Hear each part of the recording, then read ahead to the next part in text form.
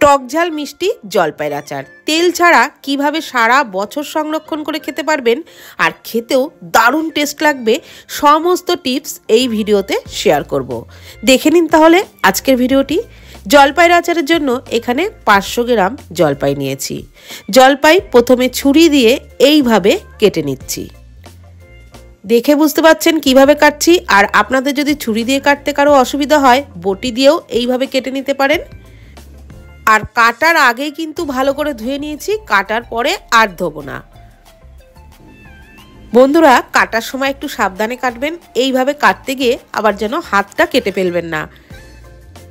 আমি কিন্তু জলপাইটা কেটে নিয়েছি আর একই রকম ভাবে আমি সব কটা জলপাইকেই কেটে নিয়েছি, ঠিক এরকম ডিজাইন করে। এইভাবে কাটলে দেখতে কিন্তু খুবই সুন্দর লাগবে আচারটা।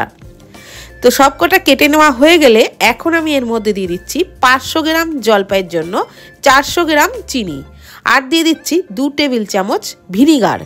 ভিনিগার দিয়ে আচারটা বানালে আচার একদমই নষ্ট হবে না, সারা বছর সংরক্ষণ করে খেতে পারবেন। আর এই আচারের মধ্যে কিন্তু একটুও জল দেব না, জল ছাড়াই আচার বানাবো। কেননা জল দিয়ে আচার বানালে আচার কিন্তু বেশি দিন ভালো থাকবে না। চিনি জলপাইয়ের সাথে খুব ভালো করে মাখিয়ে নেওয়া হয়ে গেলে এটা ঢাকা দিয়ে প্রায় 1-1.5 ঘন্টা রেখে দেব। যদি হাতে সময় থাকে তাহলে 2-2.5 ঘন্টাও রেখে দিতে পারেন। আর আমি প্রায় ঘন্টা 2 পরই আচারটা বানাতে শুরু করেছি। এখন কড়াইয়ে একটা ভাজা মশলা তৈরি করে নেব। তার জন্য 2টো শুকনো লঙ্কা আগে দিয়ে দিলাম। লঙ্কা দুটোকে চেপে চেপে একটু ভেজে নেওয়ার পর এর মধ্যে দিয়ে দিলাম জিরে, ধনে, মৌরি আর 5 ফোড়ন। এগুলো 1 টেবিল চামচ করে সব দিয়েছি। এগুলো দিয়ে গ্যাসের ফ্লেম মিডিয়াম টু লোতে রেখে বেশ ভালো করে ভেজে নিলাম। মশলার থেকে একটা সুন্দর গন্ধ বেরোতে শুরু করলে মশলাগুলো নামিয়ে রাখলাম। মশলাগুলো নামিয়ে রাখার পর ওই কড়াইতেই চিনি মাখানো জলপাইটা ঢেলে দিলাম। যেহেতু চিনি মাখিয়ে এতক্ষণ রাখা ছিল তো চিনিটা কিন্তু অর্ধেকের বেশি গলেই গেছে। এবারে ঢাকনা চাপা দিয়ে দিয়ে জলপাইটা সিদ্ধ করে নেব। নাড়াচাড়া করতে হবে আর ঢাকনা চাপা দিয়ে দিয়ে জলপাইটা সিদ্ধ করতে হবে। 1 মিনিট মতো একটু ঢেকে রেখেছিলাম, তারপরে ঢাকনাটা আবারও তুলে নিলাম। এবার আমি এর মধ্যে দিয়ে দিলাম পরিমাণ মতো লবণ, দিয়ে দিলাম 1/2 চামচ হলুদ গুঁড়ো, দিয়ে দিলাম 1/2 চামচ ঝাল লঙ্কার গুঁড়ো। আপনারা যদি ঝালটা আরও বেশি খান তাহলে অবশ্যই এর মধ্যে লঙ্কার গুঁড়োর পরিমাণটা আরও বাড়িয়ে দেবেন। নাড়াচাড়া করে নিলাম ভালো করে।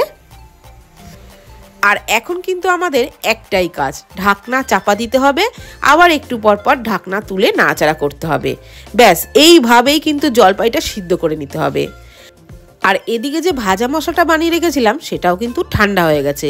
মিক্সির জারেতে নিয়ে একটু আধ ভাঙা করে গুঁড়োটা করে নিয়েছি। একদম মিহি গুঁড়ো কিন্তু করিনি, দেখে বুঝতেই পারলেন।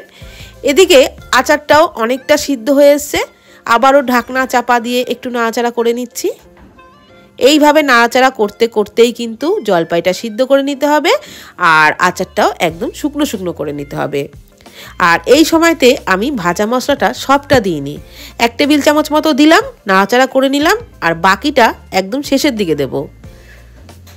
আবারও ঢাকনা চাপা দিয়ে নাড়াচাড়া করব আর জলপাইটাকে সিদ্ধ করে নেব। একই কাজ। দেখুন অনেকটাই কিন্তু এখন আচারটা শুকিয়ে গেছে, তবে আরও একটু নাড়াচাড়া করতে করতে আরও একটু টানিয়ে নেব। আর জলপাই কিন্তু একেবারেই সিদ্ধ হয়ে গেছে, তবে আরও একটু নাড়াচাড়া করতে করতে আচারটাকে কিন্তু আরও একটু টানিয়ে নিতে হবে। আর গ্যাসের ফ্লেমটাকে কিন্তু হাইতে রাখবেন না, এই সময় লো টু মিডিয়ামে রেখেই নাড়াচাড়া করবেন। এখন কিন্তু আচারটা অনেকটাই ঘন এসছে, প্রায় নামানোর সময় হয়ে এসছে। এই সময়তে আমি দিয়ে দিচ্ছি ওই ভাজা মশলাটা আরও একটু পরিমাণে, প্রায় 1.5 টেবিল চামচ মতো ভাজা মশলাটা দিয়ে দিলাম আর একটু নাড়াচাড়া করে নিচ্ছি। এই শেষের দিকে ভাজা মশলাটা আরও একটু দিলে আচারের মধ্যে কিন্তু খুব সুন্দর একটা ফ্লেভার থাকবে, তো সেই কারণে শেষের দিকে আর একটু বেশি করে দিলাম। আর এই দেখুন ঘনত্বটা কিন্তু ঠিক এরকম রেখেছি, এর থেকে আর বেশি টানাবো না। ঠিক ঘনত্বটা এরকম হয়ে গেলে আপনারা এক কাজ করতে পারেন, একটা প্লেট বা বাটির মধ্যে নিয়ে একটু দেখে নিতে পারেন। ঠান্ডা হলেই হাতে দেখবেন একদম চিটচিট করছে, একদম লেগে আসছে, তো সেই সময়তে কিন্তু গ্যাসের ফ্লেম বন্ধ করে দেবেন আর একদমই বেশি টানাবেন না। এইবার আমি ঠান্ডা করে নেওয়ার পর দেখাচ্ছি। দেখুন যতটা লোভনীয় হয়েছে দেখতে, ততটাই কিন্তু খেতেও দারুণ টেস্ট হয়েছে। তো এইভাবে বানিয়ে নিন জলপাইয়ের আচার, সারা বছর সংরক্ষণ করে খেতে পারবেন। তো ভিডিওটি ভালো লাগলে প্লিজ কমেন্টের মাধ্যমে জানাবেন। ভালো থাকবেন, সুস্থ থাকবেন, ধন্যবাদ।